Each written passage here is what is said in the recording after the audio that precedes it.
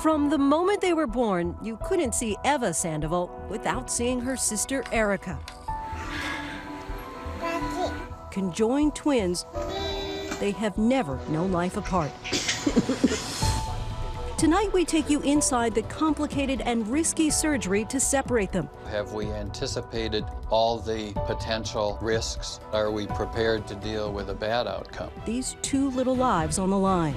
Was there ever a part of you that thought this might not work? The Sandovals' journey begins in Sacramento, California in the spring of 2014. With 3 children almost out of the house, 44-year-old Aida Sandoval and her husband of 25 years, Art, were looking forward to becoming empty nesters. But little do they know, they're about to receive some life-changing news. I was having pain, and then I told Art about it, and he's like, why don't you go to the doctor? I think it's your ulcer. I said, I don't think it's my ulcer. To her surprise, Aida finds out she's pregnant with not 1, but 2 babies. And so what was your reaction? Whoa. Shocked. Shocked. Shocked. I went, okay. He was pretty quiet. We're not kids anymore. 1 month later, Aida's doctor recommends she see a specialist. She assumes it's because of her advanced age. Just felt eternity by the time the doctor came in. He said, you know, we do find some abnormalities. They are twins, and he goes, they are conjoined. Conjoined twins are a rare phenomenon. Their chances of survival even rarer. About half are stillborn, and only 35% survive beyond the first day. I think when you're hit with some news like that, he didn't know how to deal with it. I didn't know how to deal with it. You don't know who to turn to.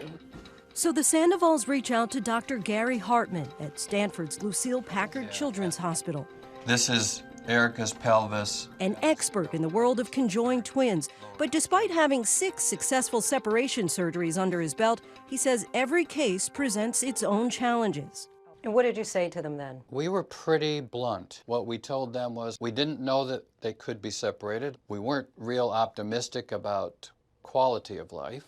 Doctors gave them the option of terminating the pregnancy. Did you ever have a moment where you thought, should we do this? I didn't. What was it that made you think this is never an option to end this pregnancy? I feel it was my faith. We talked about it, like, you know, let's give them a chance. You know, it's if it's meant to be, it's meant to be. After 33 weeks of pregnancy, the Sandovals welcomed 2 baby girls into the world, Erica Rose and Eva Victoria. They are joined from the sternum all the way down to the pelvis, and they share a 3rd leg, but they have 2 healthy hearts. You see them and they have tubes. They had the little covers over their eyes. They did ask us, you can't carry them, they're very fragile. You question yourself, are we doing the right thing? You know, you talk to them, you say, you are strong and, you know, you're gonna get through this. Right from the start, they begin to defy the odds. But because they need specialized treatment, they must spend the first few months of their lives in the neonatal intensive care unit. When those beautiful girls were born, that family was very scared. Mom would stand over by the window with the bed many feet away, and we were just working with her to come over and to touch the girls and to know where she could put her hands in a place that wouldn't hurt them. Finally, at 7 months old, the girls are deemed strong enough to go home to Sacramento. Despite Aida's 24 years as a mother, nothing could have prepared her for this. This is her feeding. So we're giving her 8 ounces is what she's getting, Erica. Even the simplest of tasks like bath time and putting on clothes become an exercise in patience and creativity. So these were the little clothes that they wore, and these were the little gowns that were made, trying to keep them dressed. Something cute is what I wanted to put on them. Mm-hmm.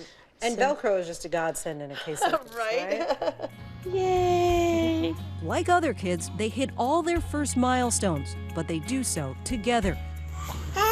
From their first words, Nana, sleeves up. To learning how to stand. Very nice. I appreciate that. Not wanting to leave their specialized care, they must make the nearly 3-hour journey to Palo Alto regularly for checkups. Even during those uncomfortable car rides, the girls remain upbeat. They begin to develop their own personalities. Eva, the talkative one. Erica, the observer. But Eva also becomes stronger and larger than her sister, often dragging, even throwing her around. Over time, their health starts to decline. What's been the most trying time? All the UTIs, you know, they're throwing up, they're dehydrated. Eva, sister's sick, don't bounce. The month of July, we were in the hospital just practically the whole month. Erica kept getting weaker and weaker. She was just basically getting smaller, and Eva's was getting bigger. So that was their point to say, we really have to do something about this. With concern mounting, the family and doctors decide they need to separate the 2-year-old girls now.